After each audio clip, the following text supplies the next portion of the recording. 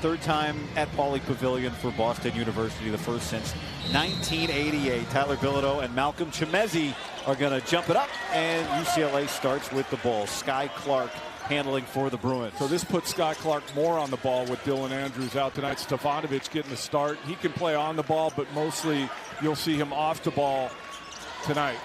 That's the idea in part for this roster, right? To have multiple guards who can handle. There's Bilodeau, had that shot bothered by Tyrone Alexander. Good action on the roll from Bilodeau. Went to the offhand, couldn't get it to go down. Mick Cronin was not happy with his team's defense, the turnovers, but mostly, Don, their effort on Friday. That's why I say, but it's simple here at UCLA with Mick Cronin. Play hard, defend, and don't turn it over. There's a turnover for Chimezi, a travel. But here's what I would say, Guy. You know, look, we showed the 6 new players, 6 transfers, and even though they have been playing a lot of college basketball, when you're new,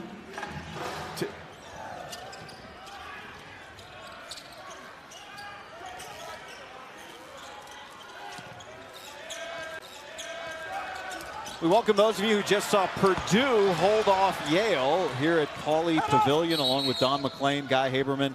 This game just tipped off a minute ago, third all-time meeting between UCLA and Boston University. And it's because you were watching that game, we must mention, of course, Mick Cronin coming off a tough loss Friday night. The Bruins picked 3rd in the preseason in the Big Ten. He was very frustrated. But the team you just watched take Purdue to the limit, Yale, their head coach is James Jones. His younger brother is Joe Jones, and he's coaching Boston University. And one other note, Don, for those just joining, Dylan Andrews not in the starting lineup, dealing with a groin injury for UCLA. And the guy taking his place, Lazar Stefanovic, opens with a 3 ball to start the game for UCLA. That ball tracked down by Sebastian Mack. I think you'll see UCLA try and push it a little bit more against BU here tonight, but you have to get stops to do that. Didn't get enough stops. The other thing, too, with that game Friday night, Guy, 50 combined fouls called, 45 combined turnovers. So not an easy game to play in. See if UCLA can't get into more of a rhythm tonight. That's part of the frustration for UCLA. You're saying they didn't get beat by a team that played a perfect game in New Mexico. No, it came down to the start. New Mexico started, kind of hit UCLA in the mouth, and UCLA tried to make a comeback in the second half. Could never just get back over the hump. Alexander heaves to beat the shot clock, and the rebound comes off to Sky Clark. Here's Kobe Johnson. Stefanovic just hit a 3 a moment ago.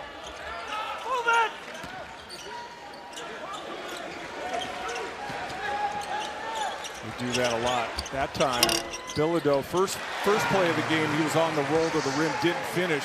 But if he doesn't get it on the roll, he will turn back around and post. Does it that time, goes left shoulder, finishes the play.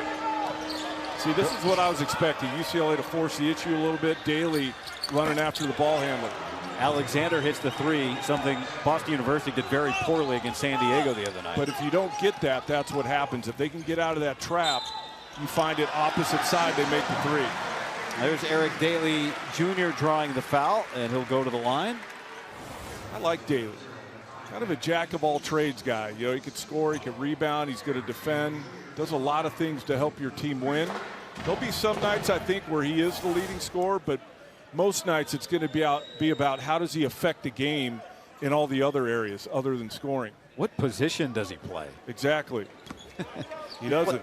He played even, you know, Mick Cronin said he played some 5 last year as a freshman at Oklahoma State. Well, that's not the plan for him this year necessarily. Well, that's the other thing. Aside from being more experienced this year, they have more versatility this year. They can play small lineups. They can go really big when Mara comes in the game. So a lot of flexibility Mick Cronin has in how he can play these guys because of their interchangeability, especially Eric Daly. Foul on Lazar Stefanovic, his first team foul. What we're seeing, though, and you mentioned this is a hallmark of a Mick Cronin team, right? Pressure, pressure, pressure. Yeah, and I think it depends on who they're playing. But I think with this group and the veteran team that he has, I think he's going to trust them more to pick up full and guard without fouling, because that's the other thing. You know, you play hard, you defend, but can you do it without fouling? And they didn't do either of those. They didn't play as hard as he wanted and defend, and they also fouled too much. That ball got saved. And Daly going all the way, and he can't lay it up. Kobe Johnson was able to Save it to Stefanovic. Johnson again with the rebound. Bilodeau to clean it up. What an unselfish play by Kobe Johnson. Gets 2 offensive rebounds, kicks 1 out, and then that one he could have laid it back in. Bilodeau on the other side was more wide open. Gets the easy deuce. It all started with the effort from Sky Clark taking on the broadcast table here. And then Johnson, did he throw it off of the Terrier? No, he didn't. Nearly a great play. Well, this already guy just looks different than it did on Friday night. More energy, more intensity, better spirit. And creating havoc against this BU team. Kobe Johnson, what did he say, right? He's the transfer from SC. He's played a lot of basketball. He said after that loss, I'm a leader, and part of that's on me, our effort. He's one of the captains, and I'm telling you, for Big Ten fans that haven't seen him play and didn't see him play at USC the last 3 years, he is going to be, if not the best on-ball defender in the Big Ten, certainly one of a few. He really gets after the ball, and a good team defender as well. 8 on the shot clock. It's Kobe Johnson, who was stuck under the basket there for a moment, was able to clear out, and that shot bothered and then rebounded by William Kyle. Will Kyle in the game. That's his job. Rebound, run, and do this. Dunk. Oh! You just saw his entire job description in one play, guy. He got the rebound, he ran, and he dunked. This is a whole different Bruins team than played on Friday. Oh, it's not even close. Ben Roy handling.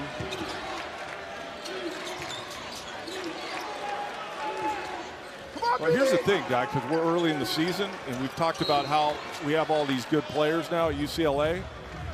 They're auditioning for minutes right now, but Will Kyle come in the game and affect it as soon as you can. Big flush, UCLA up 12-3. Hard, play hard, don't turn it over. That's been on display here this first segment of the game.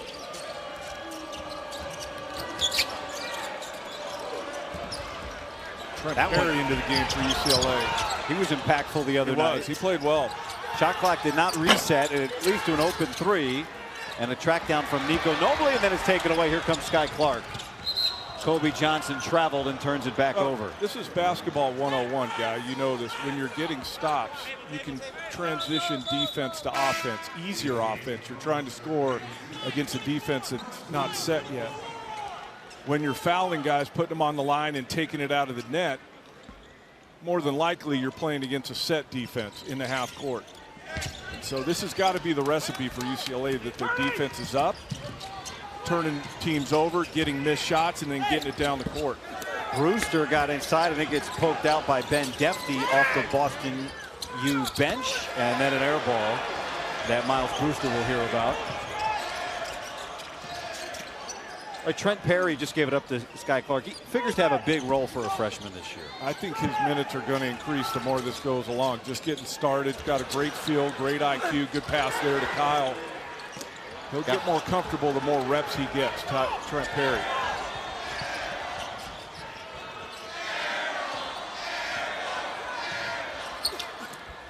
Defty, who had the block on the other end with the nice finish. Well, again, I said this right off the top. This is what BU wants to do. They want to get a stop, get into the half court, and then run sets and execute play in the half court.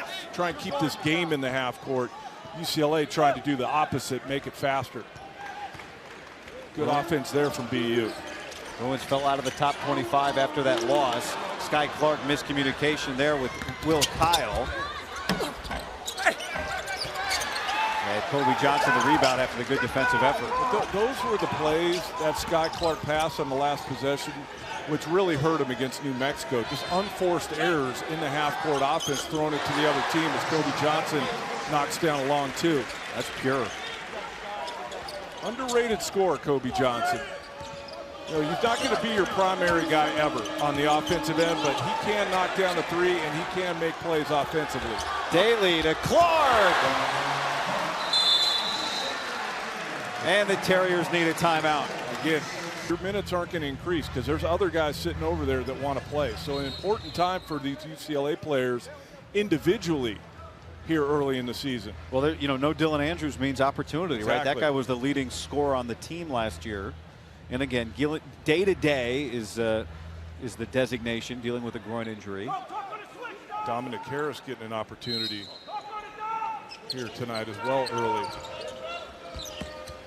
Transfer from LMU, big-time three-point shooter. See if he can't get it going from behind the line tonight. He was a 45% three-point shooter last year at LMU. He's guarding the ball right now.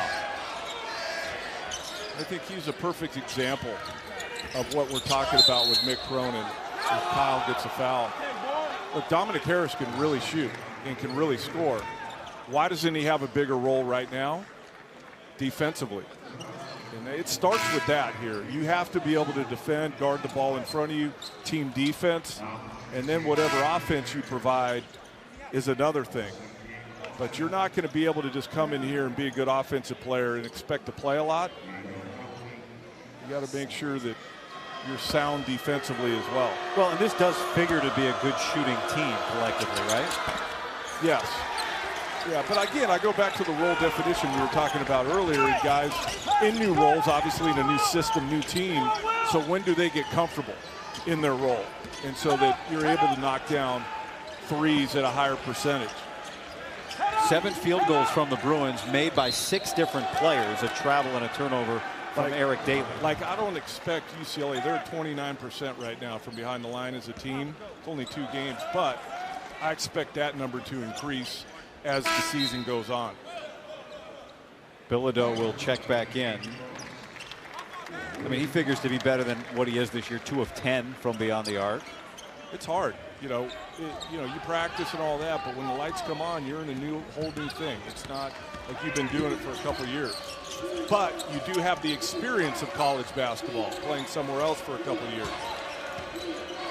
Bilodeau at Oregon State, he had a 14 rebound game against the Bruins last year. This is Ben Palacios off the bench.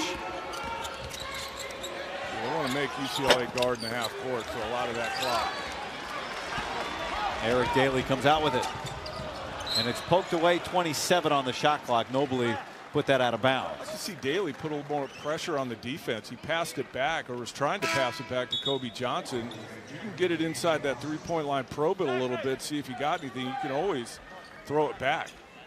Mick Cronin really thinks the ceiling. Mick Cronin said he thinks that Eric Daly can be the best perimeter defender in college basketball. Better than Kobe Johnson? Well, I mean, after Kobe has moved on. Oh, okay. I don't know. The point is he has a chance. He has the tools and the measurables to be a very good defender at his side. Why? Because he can guard 1 through 5. I think he's strong enough to guard certain 5s, but he can for sure guard 1 through 4. Sebastian Mack forces his way inside. That's what he does, and he did it all last year, where he just puts his head down, gets through contact, tries to get it up on the window and score, or get fouled, or both. That's part of an adjustment, right? Like, Mack averaged 27 minutes a game for this team last year. Are there 27 minutes a night available to him this year? Different team last year, and they needed his minutes last year. But a lot more competition. That's what I'm talking about. A lot of good players here.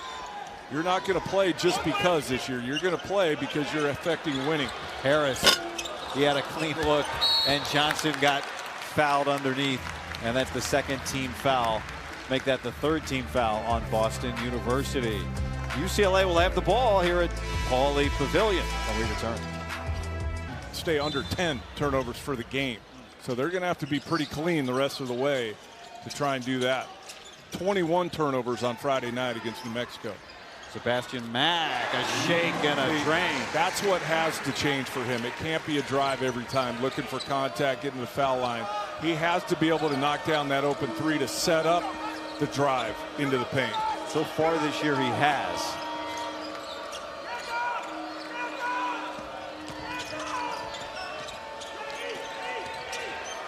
Ball pressure has been really good from UCLA here early. Just better offense from Abdullah.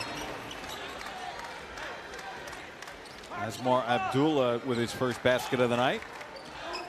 A couple of starters for Boston U, Ethan Oklosa and Otto Landrum. They're hoping to get back at some point. There's another turnover, and it's the 3rd travel for the Bruins. That one is called on Bilodeau. I mentioned it off the top when we highlighted Bilodeau, is he's going to start to get more attention. defensively. There you see the 21 turnovers Friday. But Bilodeau is going to have to understand that he's got more guys around him. Decision-making now becomes more important when you have second and third defenders on you. So we'll see how he grows in that area. My point, guys, they're not going to just watch him get 20 and 10 every night. They're different teams are going to have different schemes, different ways of doubling him from the backside, from the top. And so he's going to have to read that and make the right play out of it. What is the key to learning to beat double teams? A lot of guys get in a hurry when they see that second defender coming. You get sped up and turn it over. You can back dribble out of it, be strong with it, quarter turn into the lane, but deliver the ball. Because the thing is, if a team has to double, you have to make them pay for that with a counter. So the best one is inside pivot, opposite slot, jumper. Because something's open. If there's two guys on one guy, somebody's open.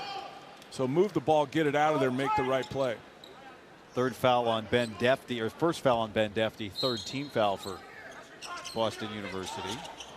Quick pass, but a little miscommunication on who the receiver was. And here comes Abdullah.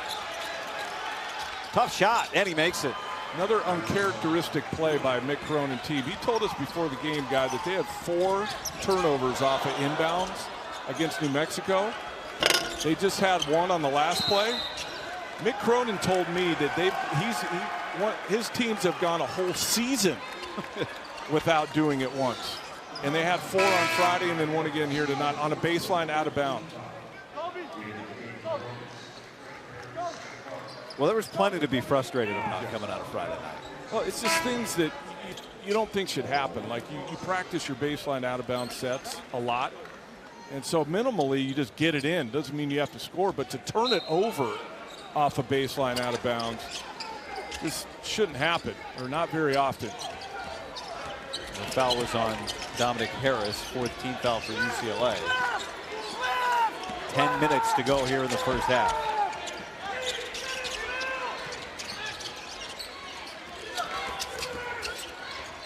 Open look for Alexander, and he can't make the Bruins pay. Good rebound in traffic by Kyle.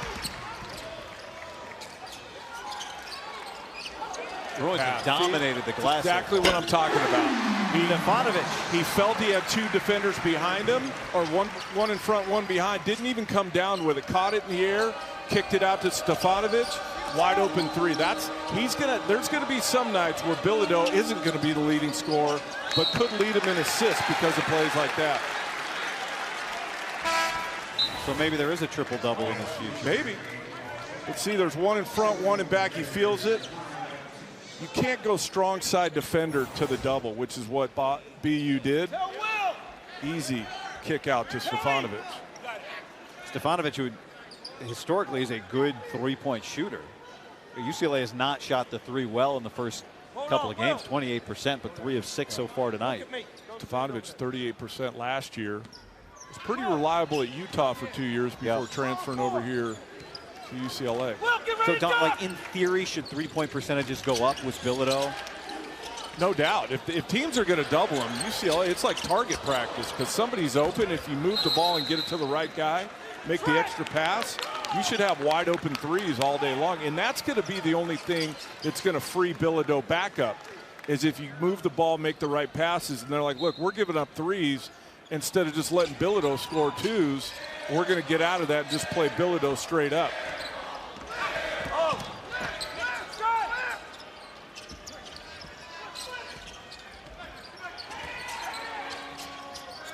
An open look for Matai Baptiste, misses everything. And it stays with BU with 15 on the shot clock. Well, UCLA doing a little bit of the same thing. They're running traps at the ball handlers, and then they got to rotate out of that and get back to shooters. Different. It's easier to double a post guy than it is out on the perimeter.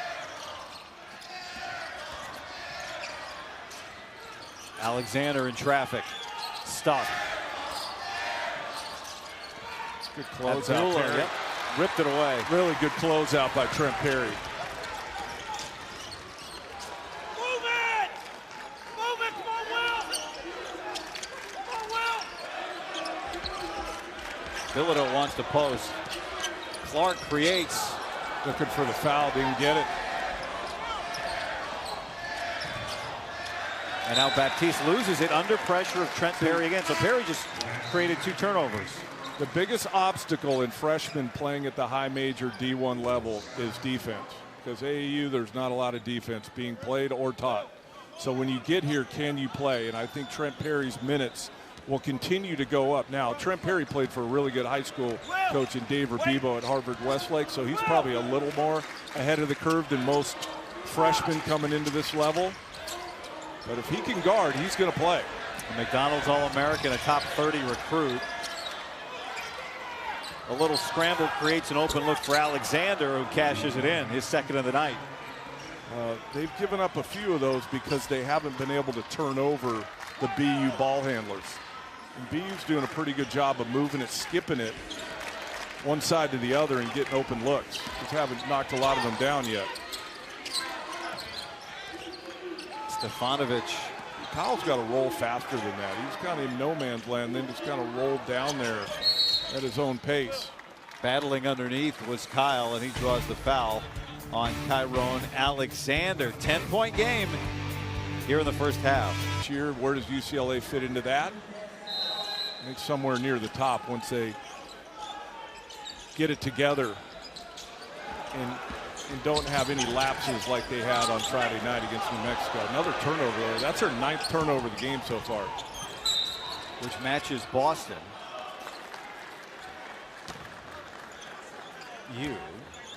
Saturday, number 2 Ohio State collides with Northwestern at Wrigley Field in Chicago. Wrigley Field. The excitement kicks off at noon Eastern, 9 Pacific, only on the Big Ten Network and the Fox Sports app. That's pretty cool. Did you ever play at Wrigley? Play at Wrigley? No. You've been to Wrigley? I've been to Wrigley. I didn't get into a Major League Baseball game, guy. I think it's the best stadium in baseball now, especially after the renovation. Yeah. I think so, too. The atmosphere, the environment, all of it. A foul on Boston U. That is the 5th team foul. BU hanging around. 10-point game. With the start that UCLA had, it looked like they were going to bust this thing open early, but BU's done a nice job of hanging in there, getting some stops, keeping it at 10.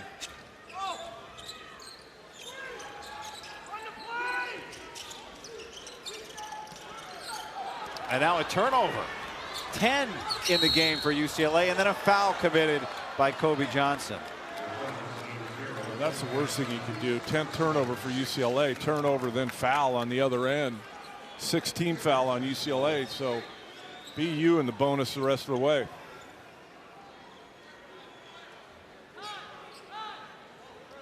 It's a team that has not taken a lot of free throws this year. Adai Mara in the game. Bothers 1 and 2 shots, but still an offensive rebound. Good luck getting that shot off against Mara that deep in the paint, huh? 7'3", making his first appearance of the night. Shot clock at 8 for Brewster. And he can't connect with Roy at a turnover, and that's number 10 for BU. Can Mara be a factor this year? Can his minutes increase? Missed a lot of the summer into fall camp, but he is skilled, man, and he is 7'3", like you said, guys. So I don't think he, this year at least, is going to be 25, 30 minutes a game, but can in stretches he impact the game with his size on both ends, offensively and defensively. Well, he was 10.5 minutes a game last year. Right. But you would think after a year and you know, of experience, that would increase. The injury didn't help that progression coming into this year. No, he had a foot issue that took about 3.5 months to rehab. So you wonder, just from a fitness standpoint, is he back yet? Because they really were careful with him. Well, and that's why I said that. I wonder, you know, if we're 15 games from now, is he playing 15 to 20 minutes a game? Because he's hard to guard when he gets down there deep with that length. But we'll see. I think Cronin said he added 28 pounds of muscle. Yeah, he was really thin last year. He's positioned inside and then gets pushed out and fouled by Malcolm Chimezi. It's his second and the 6th team foul. Chemezi just blew that Mara right out of there with the box out and called the foul. So I think Mara's got to shoot the free throws, though. They're in the bonus. They're subbing them out. Was he the one that was fouled? He was, so he's coming back.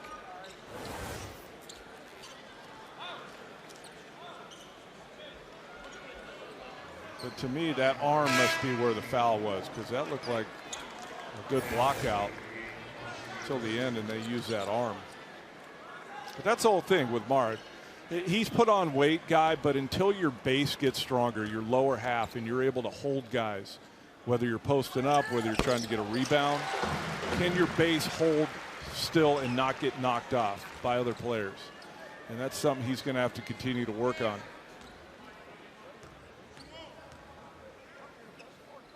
Up. Oh, hey.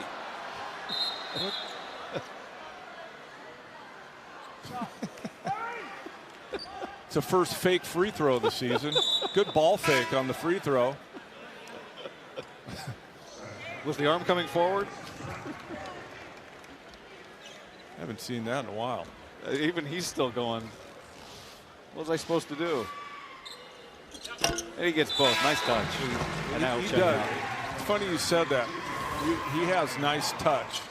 All right, let's take another look here. You know, Bilodeau's a hockey player. But like, he kind of reholstered it like it was no big deal. It's like, you can't fake free throws.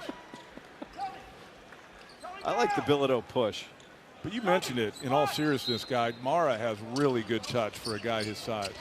Like, really good. And so that's why I say, can he be a factor? Can you put him in there and throw it in there and have him score over the top of smaller guys?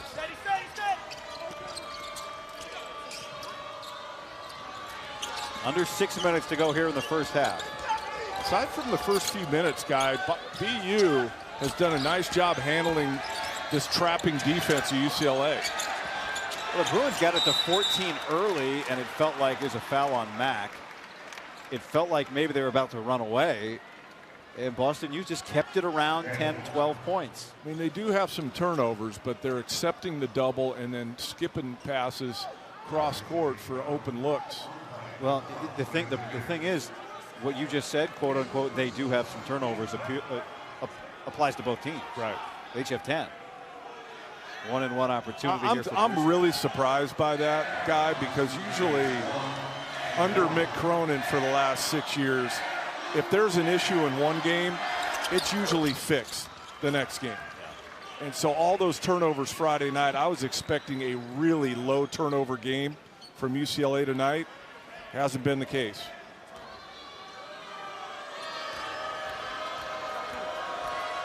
But maybe with this many new pieces, it just can't happen that fast. Maybe. You know, no Dylan Andrews tonight, so that's different. You know, Sky Clark's got the ball in his hands more. Sebastian Mack's got the ball in his hands more. You know what I'm a little surprised by? We haven't seen much zone from BU. I thought we would. Clark spinning. Too hot to handle and tracked down by Daly. The mid-range from Kobe Johnson off the mark. Because you think a zone would work against the Bruins? I just think right now, if you're giving up size like BU is, look, I think this. I think the more you change defenses and mix defenses up, the better it is. If you're sitting on one way of defending, I know you're playing man every possession. If I haven't adjusted, I ultimately will. But if I come down and I got to read what you're in every time, that changes things a little bit. And I don't think that just for BU. I think that across the board. Like, the more you can give an offense different looks defensively, the better. Eric Daly at the line, shooting 1-and-1. This game was relatively low fouls until the last couple minutes here.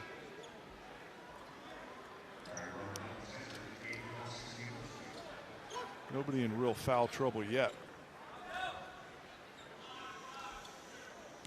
Daly 2 of 2 from the line this year. And he earns a second. Eric Daly Sr. played 10 years of international basketball. Eric's mom, Shelly, played basketball at Texas and a long-time basketball coach.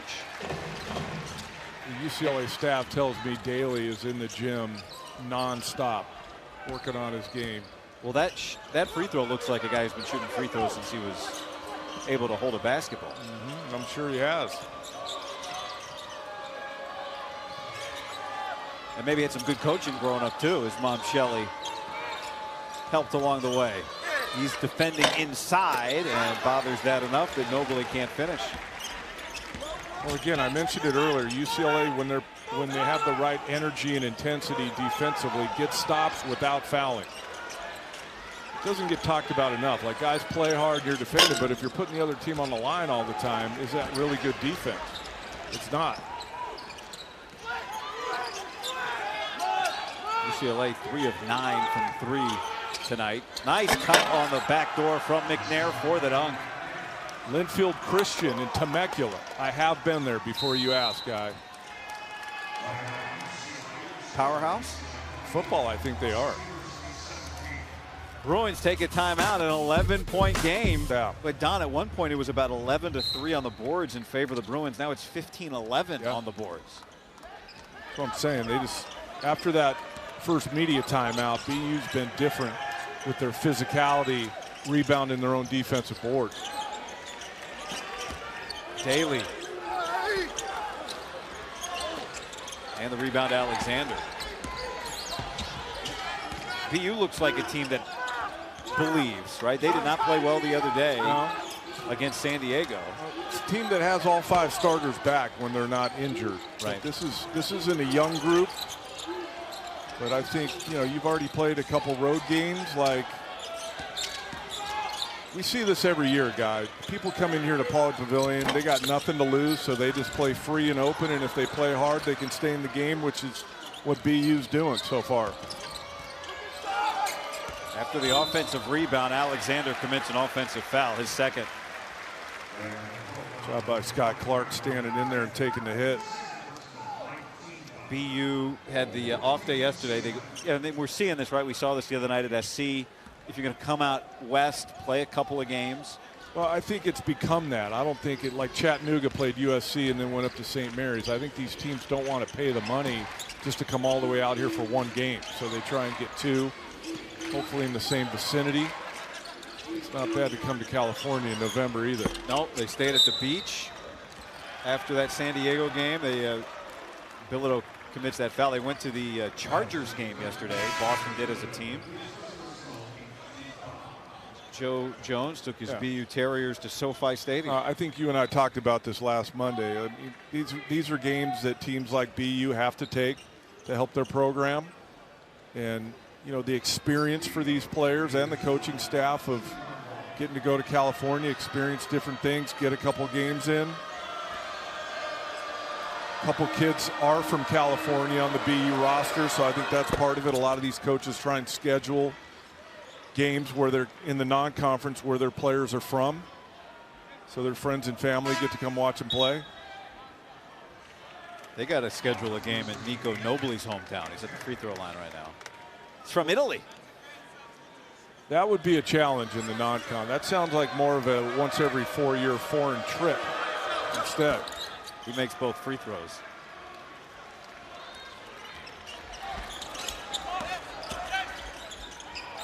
They've cut it to single digits. Under 3 minutes to go here in the first. Mack goes flailing inside and draws the foul. See, a lot of that last year from Mack. And he was getting the whistle early in his freshman season, but wasn't getting it late. So, and I talked about this a lot last year. If you don't get that foul call, like if he didn't get that foul call there, it's a bad shot. So if you're the guy that's driving to contact and you don't get the whistle, now you're in trouble. First free throw of the night for Mack, perfect on the season, 6 of 6. It was a 12-point score last year for the Bruins as a freshman.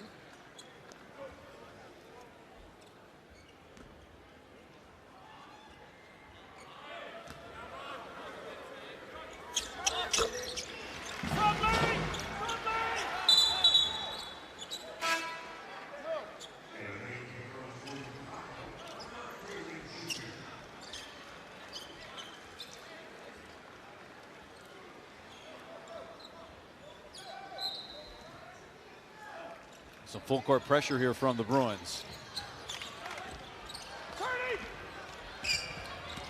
And Brewster's able to get it across. I think looking for a turn early. If they don't get it, drop back into their man-to-man. UCLA.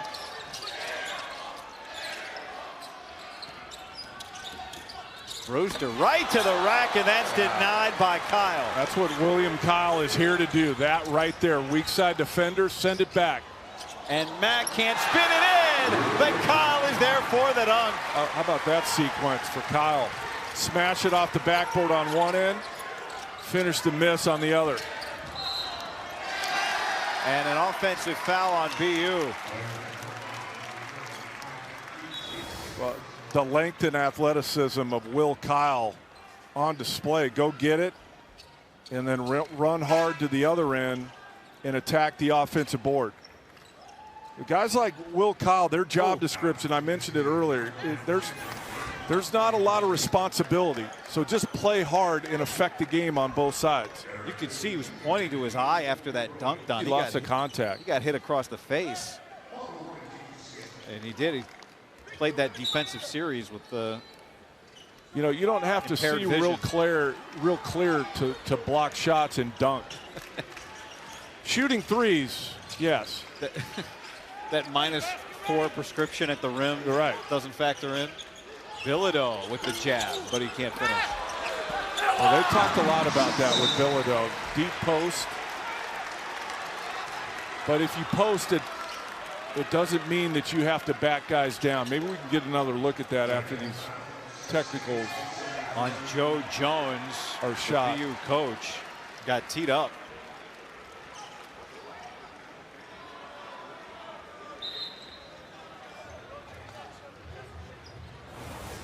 This was just a 9-point game. You can see him in the upper right on the floor. He's that's can't do that. No, that's an automatic technical. You're on the court. They talked about in our officials call with Terry Weimer and Chris Rastatter about the coach's box. They made a big point of emphasis on that. Coaches being out of the coach's box on the floor. So I have a feeling any coach that, it's one thing to be on the sideline but be out of the coach's box, but when you come out of the coach's box onto the floor, I think this year that's going to be an automatic technical. And we don't even know what he's saying. Right. I mean, that's a whole other element. Maybe trying to fire his team up. As I said, this was just a 9-point game. And now it's 35-19. UCLA trying to run away here before halftime. I think if UCLA is right defensively and they're playing with the type of intensity they can make runs like this to blow games open. Ball will stay with BU on the possession arrow after everybody ended up down at midcourt. Coming up at the halftime show presented by State Farm with Dave Revson, Rayfel Davis, and Seth Davis. That's all coming up in 1:48 of game time. I was talking about Bilodeau on that block, and what they're trying to get him to do is instead of backing guys down and bringing a second defender, inside pivot face up. Now you can shoot that jumper like he did, or you can drive right or left. So the play would be more for you. Once you start turning your back to defenders and backing them down, more than likely a second defender is coming. And they want him to shoot. They want him to score. So that's a way to kind of counter it, is inside, give yourself some room, step to the pass so you're at 12, 14 feet, and then go to work. Well, Bilodeau so far in his UCLA career has the rarely given, always appreciated McLean green light. He set career highs in attempts in each of the first 2 games, 16 and then 20. Yeah, that's a good green light. 20 FGAs in a game. That'll work. Shot clock low. Kobe Johnson steals it. And Johnson goes in for the layup. Well, again, he can affect games and blow up offensive game plans by himself. You saw him jump the passing lane there. He is such a good defender. He averaged just over 2 steals each of the last 2 years, and he has 2 steals tonight. 60 seconds remaining in the half. The Bruins on a 9-0 run that Tyrone Alexander can break at the free throw line, but let's look back at the steal. Closing speed like a DB right here. Anticipated the pass and easy finish on the other end. He's 6'6" too. And so at that size, with his athletic ability, multi-positional defender, but really a smart defender. He knows how good of a defender he is. I've talked to him the last couple of years. So, like, him guarding the ball is like, yeah, I got that. What he's interested in is blowing up offensive plays by stealing, by going to double a player. And so I think the more this goes along, the more Mick Cronin will be creative in how they use him defensively, not just to play maybe the other team's best offensive player, but is more of like a center fielder kind of guy, disrupting plays. Giving Mick Cronin an all-defense player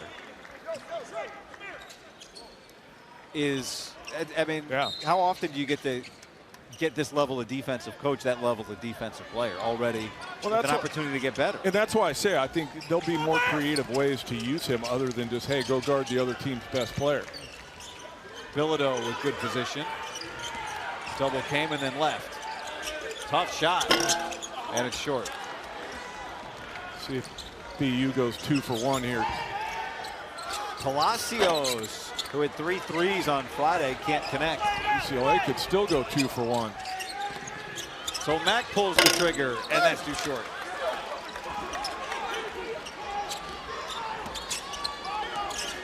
Just about a second game clock, shot clock differential.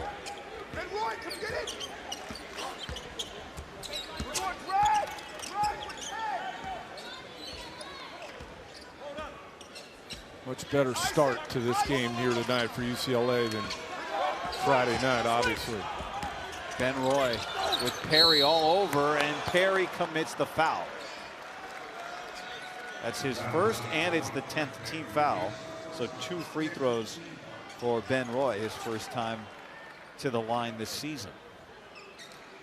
We'll see what adjustments BU makes and Coach Jones make in the second half. Did a better job on the backboard like we talked about throughout the first half, but UCLA turned them over, got some easy ones.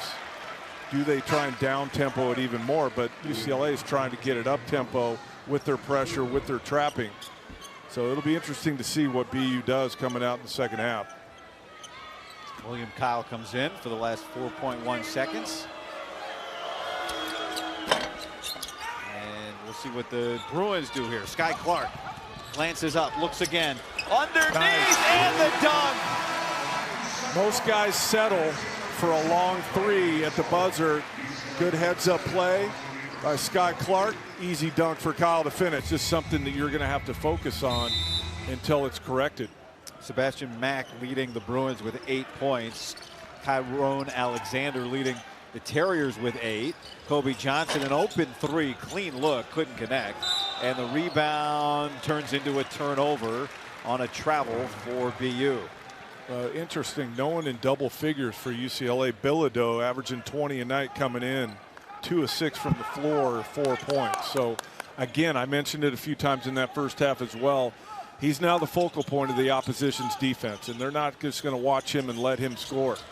Stefanovic is stroking it from the outside tonight. That's his 3rd 3. Started the game with a 3, starts the second half with a 3. More 3s in this game than he had in the first 2 games combined.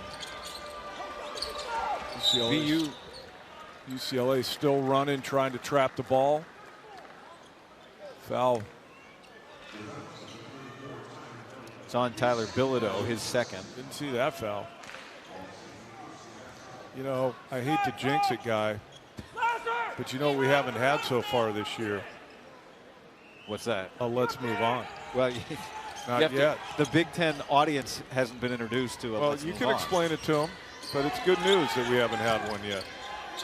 Well, I would say the definition is it's your way of passive aggressively saying you don't want to be critical of a call. Well, more precisely that it was the wrong call. Yeah, that's right. Bilodeau the rebound. And it's you pretending to take the high ground. But I am taking the high ground. Instead of saying, oh, that's a bad call, horrible call, you're just saying, right, let's move on. Maybe it's because all the officials were so nice to you today. Yeah. They appreciate the let's move on. They've told me. Oh, is that right? Yeah, they'd rather that be said than what I said before. Which was? that's a horrible call, that's bad, you missed that. You just say, let's move on. Instead of saying anything, let's move on. All right. Well, now everybody's on alert. Nobly the turnover. Yeah.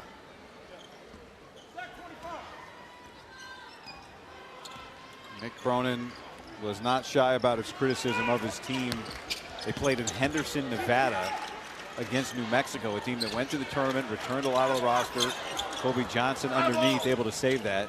And he told them going into the game, look, you're UCLA. Yep. There is a target on your back. All those LA kids on that New Mexico team wanted to be recruited by UCLA and weren't, so they went right after him. Eric Daly couldn't finish and then commits a foul. That's his first. Well, they're trying to establish Bilodeau again. They move him to the spot. They don't just straight ISO post him. They start him in a high ball screen in the middle. Then he rolls down to the block. That time, second defender gave it up to Kobe Johnson. So, again, I started the night talking about Bilodeau with his numbers, how he's going to have to start reading defenses and second and third defenders coming. Did a nice job of it on the last possession. There's a turnover created and a run out for Daly.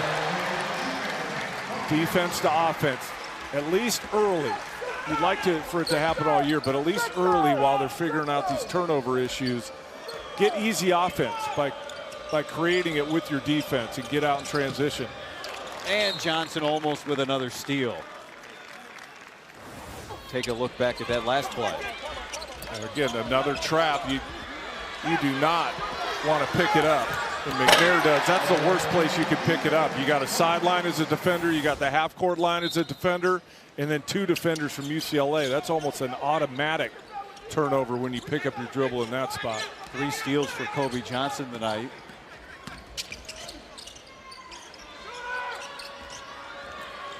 Nobly had it poked away. It went off of UCLA, 5 on the shot clock.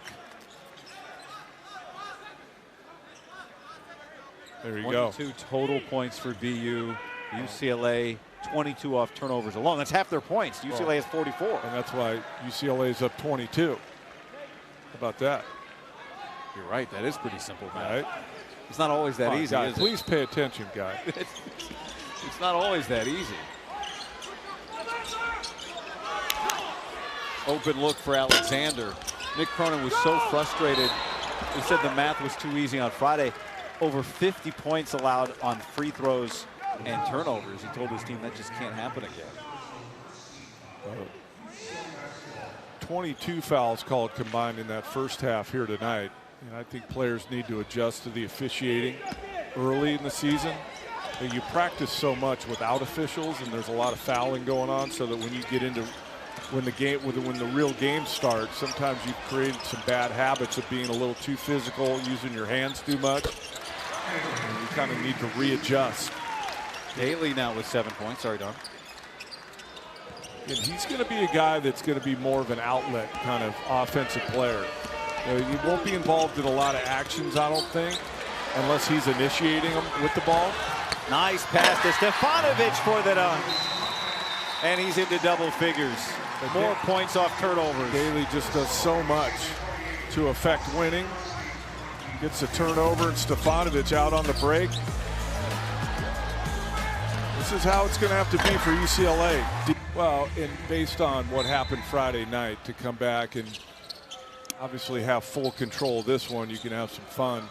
I'm sure the last couple days of practice weren't very much fun around here. If I had to bet. Abdullah got in some trouble there.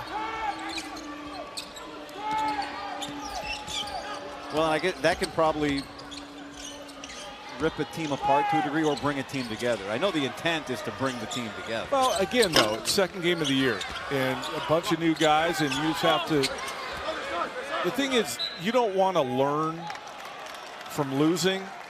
Like, there's lessons to be learned, but can you win games and learn those lessons? But I think it was one of those where teachable moments where it's like, hey, we can't turn it over, and if our defensive intensity and we're not playing hard, we're not going to win the game. And so, message sent, much better tonight, and we'll see how it looks moving forward. Well, look, Don, you wore the jersey, and there's so many teams in this league that have a target on their back. There's no question about it. But I think to go back to the point that Mick Cronin made, the foul on Kyle there, that's his second. There are a lot of players on this team who are wearing this jersey for the first time, learning what this means. And I think there's some of that, but I think it's more about doing what Mick Cronin wants and what he values, and toughness, not turning it over, playing hard, defending, all that stuff. And maybe you didn't do that at the school you were at before. Well, the Bruins look like they've turned the page after that tough loss on Friday. For one season at any level of basketball, Pooh Richardson that year, a senior, I was a freshman. I had a couple games before that. Think about this. I had 41 points. I dribbled the ball 3 times. That's how good he was. Telling you. Everything, I just moved and he'd hit me and I'd make it. Wow. Were those 3 dribbles on shot attempts? Yeah. But like, so that's whatever, 6 points. So the other 35 were, I just caught it and shot it. Amazing. That's all you can ask for, isn't it? Yeah. So I said it's the best year I've ever played with any point guard at any level. And he was the 10th pick in the draft. I mean, that spring. That box score we just looked at probably had what, five pros on it? Something like that? Bilodeau travels in terms Trevor of Wilson played in the NBA. Pooh did. I did. Trevor Wilson, 8. Derek Martin played in the NBA. All right. Yeah. How about Herrick's rotation? Only played 7 guys. How about that? Big minutes for the starters. And we have to say thank you to the great sports information director, Alex Timoros, whose summer project was to scan.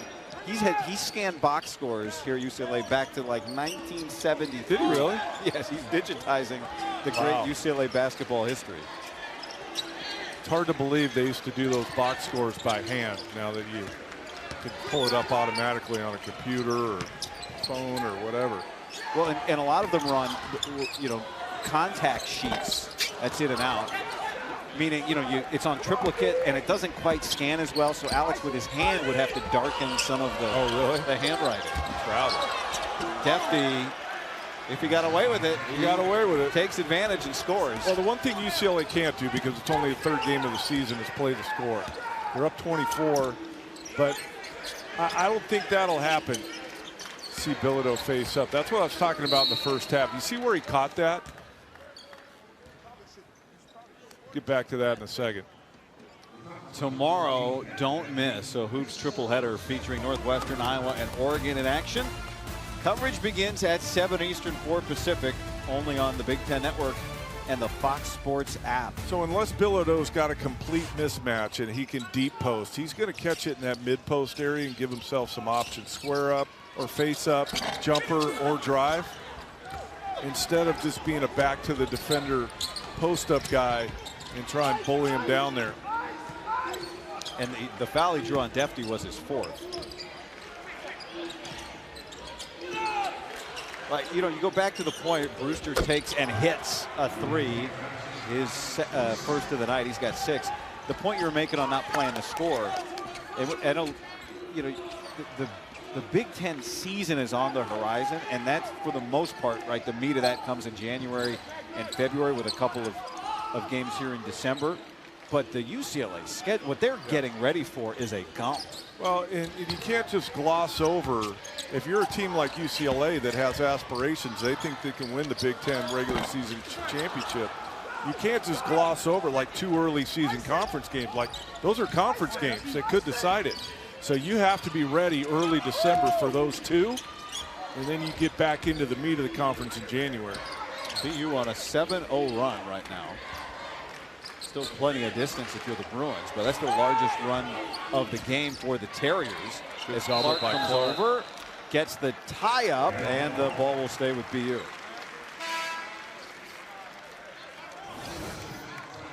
Well, you don't see a lot of strong side. I guess he's not strong side. He's coming more from the top, but the element of surprise, I like that. I don't think they're going to double the post all the time, but have the guard or whoever's at the top make the decision to go or not.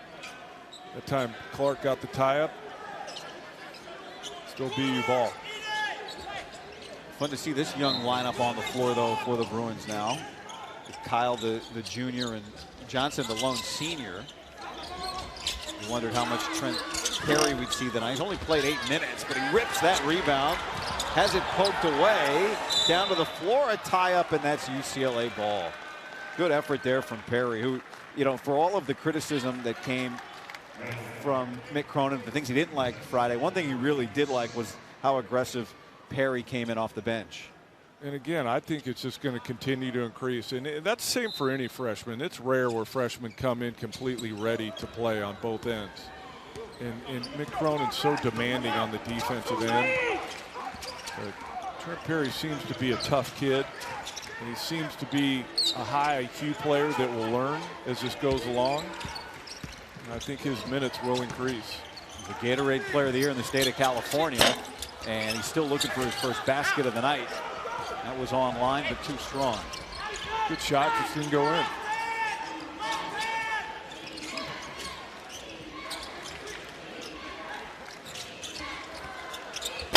Abdullah can't hit, and skying for the rebound. Kyle's giving him good minutes tonight, Kyle, hasn't he? He's got 6 points, 6 boards. Yeah. Foul on 6 points, 6 boards in about 8.5 minutes. You'll take that all day, every day. This is Abdullah who commits the foul. As Terry goes face first into the hardwood. Glad nothing opened up on his face. Usually your face hits the ground like that. Something opens up. Mack tried to get it up, and the reason he wasn't able to connect with Kyle is because he was getting fouled. 5th team foul on Boston University. It's number 3 on Malcolm Chimezi. The fouls are starting to add up a little bit for BU. Johnson, clean look on the inbounds. UCLA 4 of 15 from 3. They haven't scored in a while either. How long has it been? A couple minutes? 4 minutes and a half since 4.5 minutes. Since the last field goal. Yeah, it was the Stefanovic dunk. Yeah. Roy open, but he's too short for the 3. Chimezi the rebound, and he travels. About 7 travels tonight. So UCLA's been ice cold, and yet still with another side by side. Jackie Robinson and Dr. King received honorary degrees in a ceremony in 1957 from Howard University. All you need to know about the rich history of Boston University and its alumni is the telephone was invented on its campus. Alexander Graham Bell. Right. There you go. Along with Dr. King and Jackie Robinson. We could spend the whole next 11:41 probably talking about all the people that have attended Boston University and their impact on this world. I mean, you know, UCLA, obviously it's a point of pride for this institution, and you start going through the BU. It's incredible, and it holds up. I think it's one of the many things that, you know, you think about the league as a whole and the expansion to USC, UCLA, Oregon, and Washington, and you know, all of that history now becomes Big Ten history. Although, as we mentioned the other night, your record for the most points in Pac-12 history doesn't go into the Big Ten record book. No. Bilodeau beats, but he'd be second, right? But I'm still here calling games, so that's all right. That's mental toughness right there. That's right. Nice basket by Bilodeau, and he's got 6. And he came in averaging 21 in the first 2. What have you seen from him? Well, we talked about the doubles, but what have you seen from Bilodeau? Well, he just hasn't gotten the ball as much, Guy, and I think BU, I've said it a couple times, wasn't just going to single him up and let him score. That was one of the few times where they didn't bring a second defender and he was able to score. So Tyler Bilodeau is going to have to remain patient on the offensive end in the sense that there's going to be some nights like on Friday where he gets 23 and 15, but then some nights like tonight where the other team says, look, you're not going to beat us. Other guys are going to have to beat us. And so he can't force things. He can't make it about himself and take, you know, contested shots and force things, and it'll balance itself out. I still believe that Tyler Bilodeau will be the leading scorer on this UCLA team at the end of the season. but it's going to be some nights he does, some nights he doesn't. Well, you said you think it's a tournament team. Yes. Does that mean eventually? Eventually what? Eventually, or as they look currently to you? Like, what stands between them I and the think tournament? by the time we're talking about the tournament, they're going to be, I think that they're in the top 5 of the Big Ten on paper. I still say on paper because we've only played 2 games. It's hard to tell. So I think by the time we really start talking about the NCAA tournament, February, like I think they're going to be that, because I think what you're getting at, guys, are they right now? Maybe it doesn't look that way, but because of their personnel and the ability of Coach Mick Cronin, I think they're going to win as they go along. And I think that New Mexico game was a great wake-up call for them, and that they're going to continue to rip off wins while they're figuring all this out. Another traveling call. There's been more traveling in this game than there was at the game that was played here at halftime, that nobody watching The frat, got to see, but it was the fraternity face-off. I don't think there was. is that what they called it, the fraternity face-off? I don't think so. First basket of the night for Trent Perry.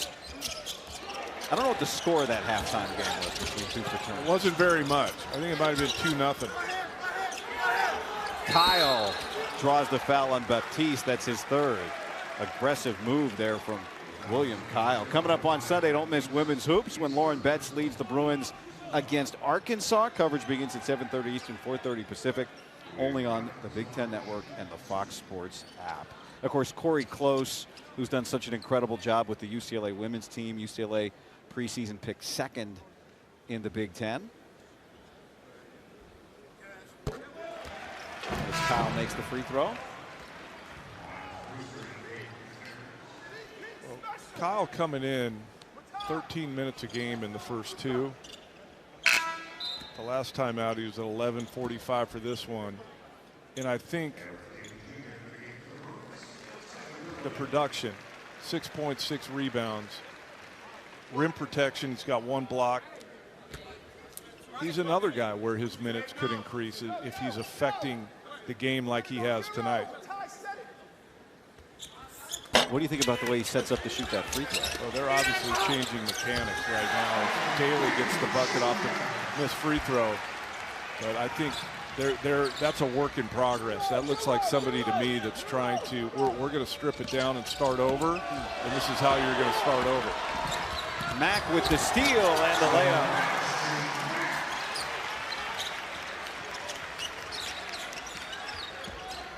It's the largest lead of the game for the Bruins, and BU needs a timeout. 12 steals for UCLA in this game, and 24 are bringing 12,000 fans with them to the Rose Bowl.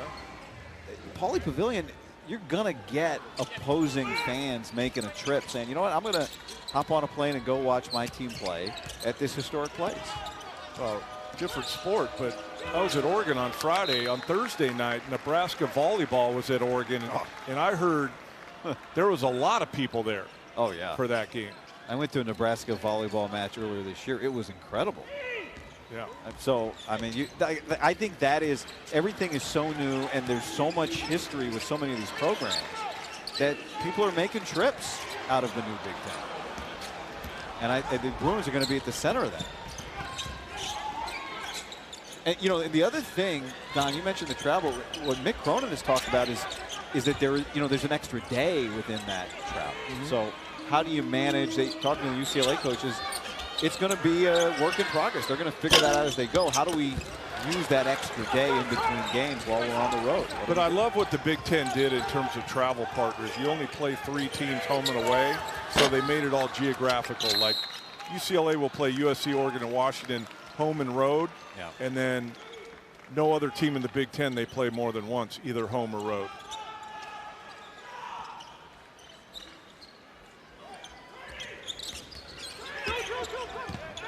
UCLA still working on their stuff, up 30.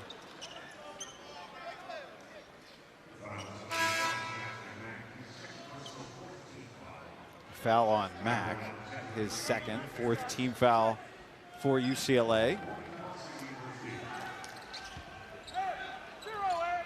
How does the ball handling in an ideal world look for Mick Cronin? Like, how is he, let's say by a percentage, on breaking up who's the point guard? Well, you're playing 2 point guards. When Dylan Andrews is in there, Andrews and Scott Clark are both point guards. So it's really not one primary ball handler and then a secondary. It's 2 primaries, and whoever has it brings it up, or if you're in your press break or whatever the situation is. But Trent Perry comes in, he's a point guard. The ball's going to be in his hands. So this turnover issue, which it's gotten better, only 13 as of the last timeout. So it's only 2 in the second half. Yep. And so I think it becomes valuable to have multiple ball handlers that can make good decisions. And I think Dylan Andrews is still growing in that area. Good player, had a really good finish to last season. Last 14 games, averaged 17 a game, 40% from 3. But decision making, had 6 turnovers against New Mexico.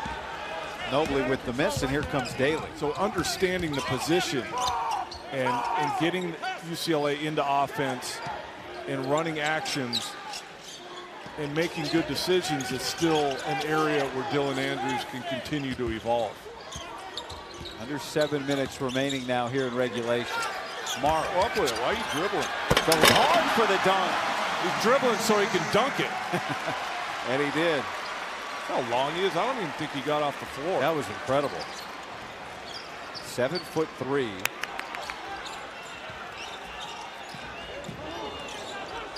Look at that number on the screen, 32-10.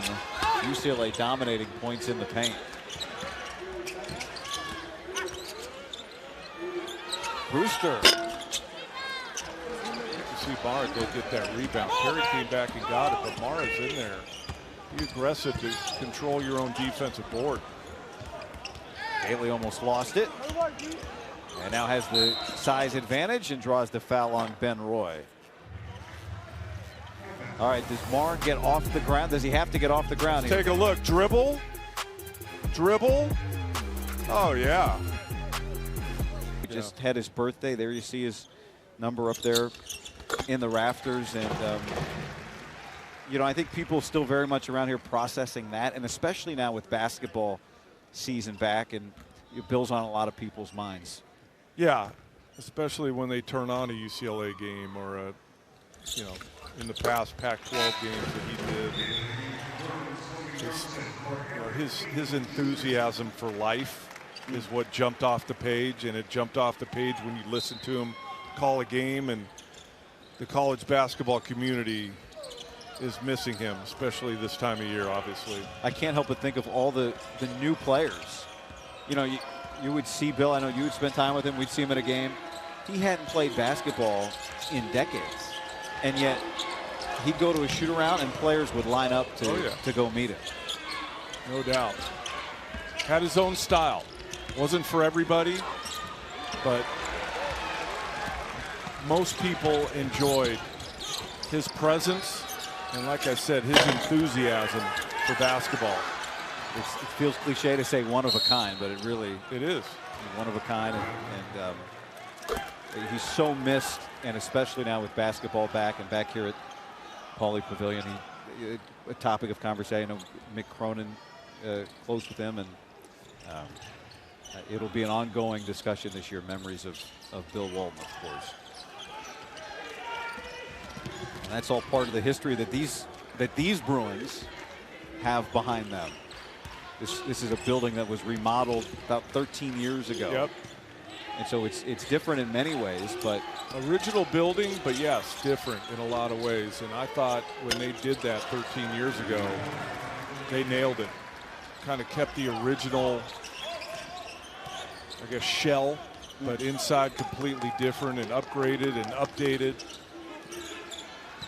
The last game in this building before it went dark for the remodel, it was a blowout win over Arizona, and the players who don't often get to play got into that game. Ben Howland put the players on the end of the bench into the game. John Wooden's grandson was one of those players. And he hit the last basket in the original Pauley Pavilion. He went to my high school, John Wooden's grandson, and so I knew that whole story. It's funny, doesn't seem like 13 years ago, but the next year I was doing UCLA local TV back before the Pac-12 network, and those games were at the Sports Arena for a year, the LA Sports Arena. Oh, so this building was closed for a season. Oh, it was closed for a season, yeah. That had to feel a little odd. It was weird. 4.5 minutes to go here as Roy hits the three. That's his first field goal of the game. You know, again, just for a moment on BU, Don, this is a team picked third in the Patriot League. Good league. And they're down 2 starters tonight. I know this final score, it won't be one you build a resume off of. But what do you see from that group? Stefanovic with the three. Well, it's hard to say missing 2 starters, and you know, look, it's a different level. UCLA is high major Division I, and the Patriot League is mid-major. What's the difference between mid-major and high major? Size and athleticism.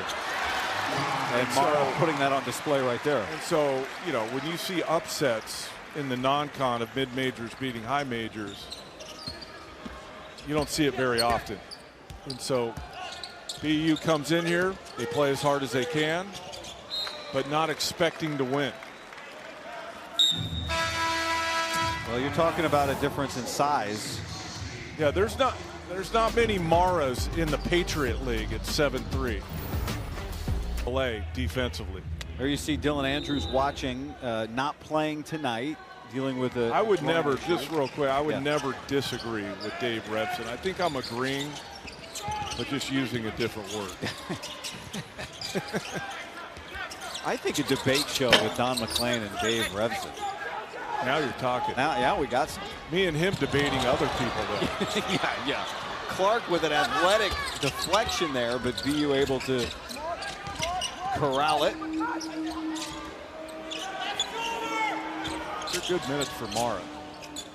Big rip of minutes here to work on conditioning and just being out there reps.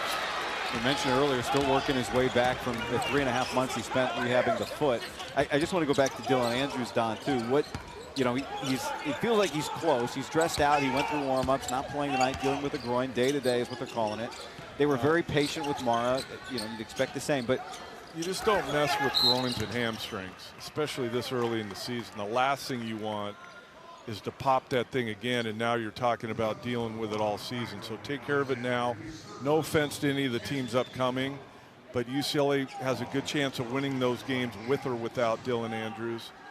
And so why not be cautious right now, this early in the season?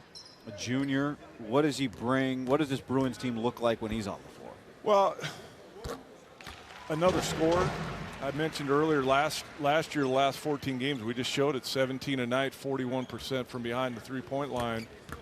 But I think for him look, last year's team wasn't very good. They were young. They had a bunch of foreign guys trying to adjust to playing in the U.S., and they couldn't get it together because they were so young. So there was more freedom for Dylan Andrews, Sebastian Mack, those freshmen, or those players that, you know, played a lot of minutes. Well, there's more guys here now. And so what does it look like moving forward? Dylan Andrews struggled on Friday against New Mexico with those 6 turnovers. So we'll see how it plays out. With more good players, there's more competition for minutes.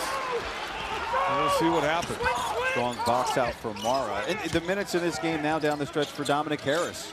Also significant, right? He is one of those guys getting an opportunity tonight without Dylan Andrews. Mara goes to the baseline hook. So skilled. Don't see a lot of that, do you? No. It wasn't a sky hook, but it wasn't really a jump hook either. It was kind of in between. Which is a good question. We'll get back to that. Good jump hook. Possession arrow stays with BU. Well, I haven't seen the effort give in at all for UCLA here down the stretch. No, and we showed the December schedule and how tough it is, but I think these games upcoming, Lehigh Friday, then Idaho State, Fullerton, Southern Utah, are more opportunities to work on what we've been talking about tonight. Defensive habits, less turnovers. You see it right there. The turnover thing got better in the second half, as we discussed, but 15 is still too many for a Mick Cronin team, and I bet you in his post-game media he will still be talking about that. At 15 turnovers is just too many for the way they want to play. After 21 on Friday, Abdullah off the back rim and a whistle underneath. Foul against Quinn Nielsen into the game for the first time for BU. It's free throws.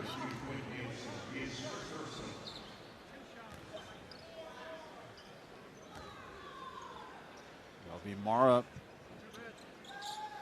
stepping to the line. 6 points for him tonight, 2 at the free throw line.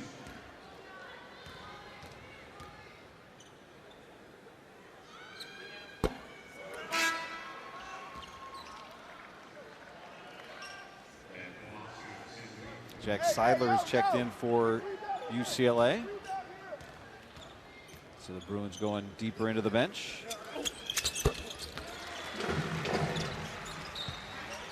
With a minute and 20 remaining.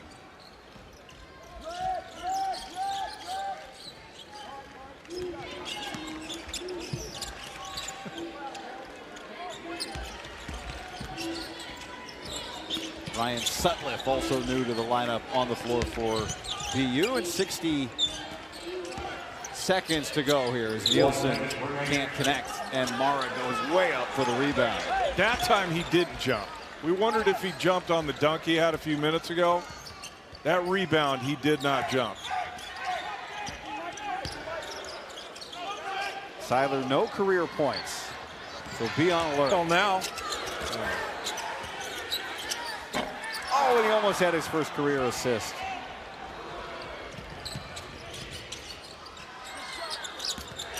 Here's Baptiste. Good luck. Mara was able to block it and get the rebound. If you come to a 2-foot stop against Mara, you might as well just kick it out. You ain't scoring that. Shot clock is off. Well, after a frustrating loss to New Mexico on Friday night, the Bruins were challenged. The fans encouraging Seidler to shoot. He's not going to do that. And UCLA with its second 30-point win of the season. 71-40 over Boston University. Sebastian Mack had